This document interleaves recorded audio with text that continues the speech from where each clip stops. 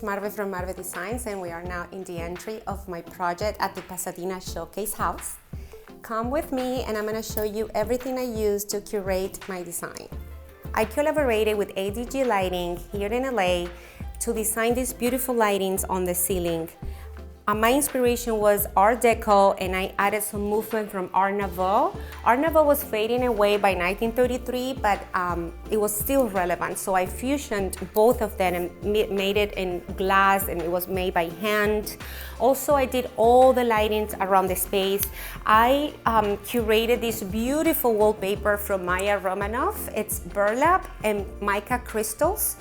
And I pair it with these beautiful sconces from Studio Belvedere. By using these lightings and crystals, you can see the reflection that does on the wallpaper, and it's bouncing and creating another movement on the wall. That's very Islamic architecture from Sevilla and the South Spain.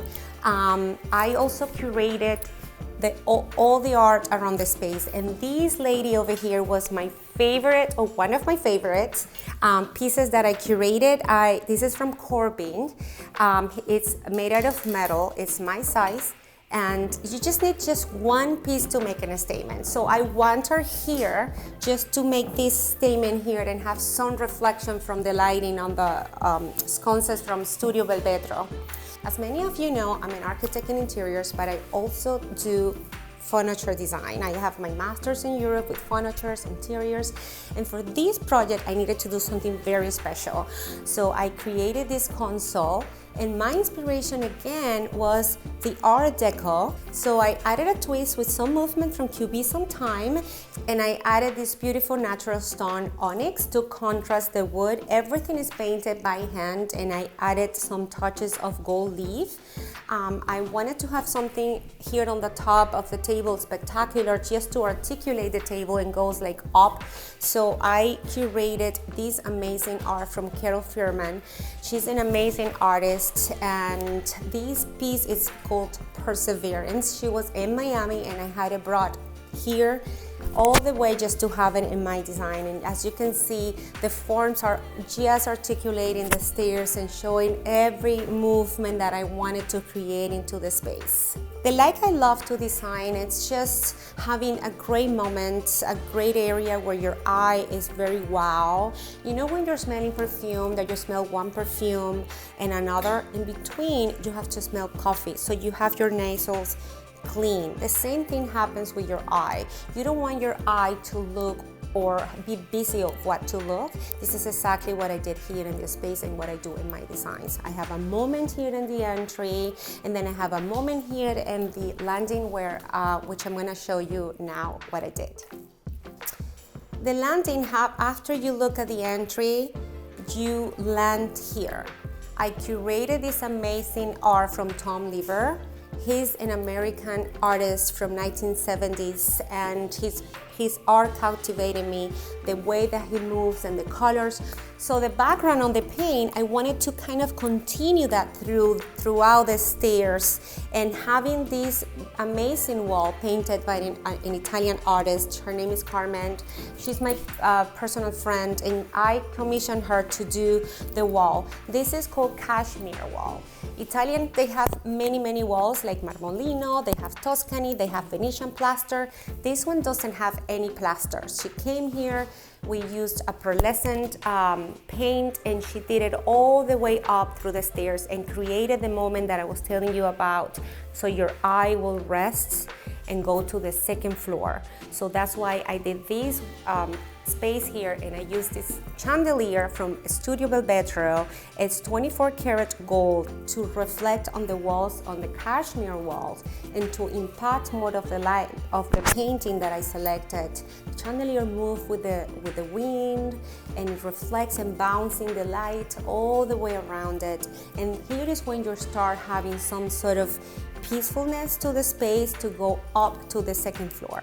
As I tell you before, I love architecture, and I always trying to keep all the details original to the house. This vinyl is original to the house, and I feel that the architects did it in homage of Victorian times, 17 and 1800s, where when you have a house, the government used to give you a finial representing that your house is paid in full.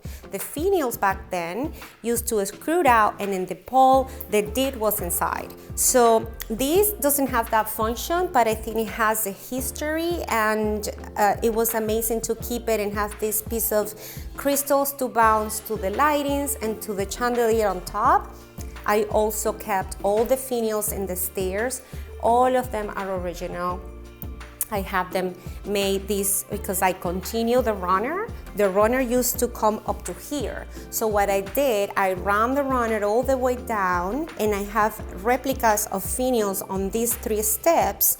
We have it polished them all the same thing with the brass. Now they look just the same, and they're gonna start having patina at the same time. My amazing vendors came forward and helped me to collaborating with me, giving me an amazing products. Aga Rock gave me this amazing area rock. I used like the traditional Greek key, and it's to have movements on the step, because remember I told you I did this wall. This wall is not easy to design. So what I wanted to do is not clutter the wall and have this texture, is cashmere texture. You don't see it, but you can feel it after you walk, and you can see this pattern here, but you're still seeing and feeling the movement of the wall. You can still seeing the shadows and the light, how it reflects through the space, and having a pattern on the stairs going to the second landing, which I also designed, and I'm going to show you right away. Quintos Los Angeles and I partnership, and they actually provided me with most of the stuff I use here, including this fabric. The fabric is from design, and this wallpaper is a wall covering. It's from Coral, and it's an amazing artist from Italy. He paints, and his paint, it's printed in fabric. This is a new collection. It was launched in Paris this year, and I wanted to have it. I added this touch of brass all around it to frame it and add this, sophistication, and complemented with the brass on the stairs. From this sophisticated velvet from design, I designed this T for the second floor landing, and I did this curvature just to put this art. His name is Cool Feet. The artist is French, it's Aidan Sereski, and Makrovich Gallery gave me the art just to have it here in my space. And I used this antique from 1970 from Cedric Harmon. He's an amazing artist here from the United States. I also designed all these cushions, adding these touches from 18th century, from Hollis, and all the trims, and these amazing trim from Hollis too, that represents Art Deco. And my mom, she's an artist, she painted this leaf. I sent her, she's in Miami, and I sent her this picture, and I said, I want you to paint me like a leaf, like it's kind of falling out of the wallpaper or the wall covering. And she did this, and I paired it with the velvet and Hollis trims. The journey continues to the second floor landing, and again, Quintos gave me more of the products that they represent.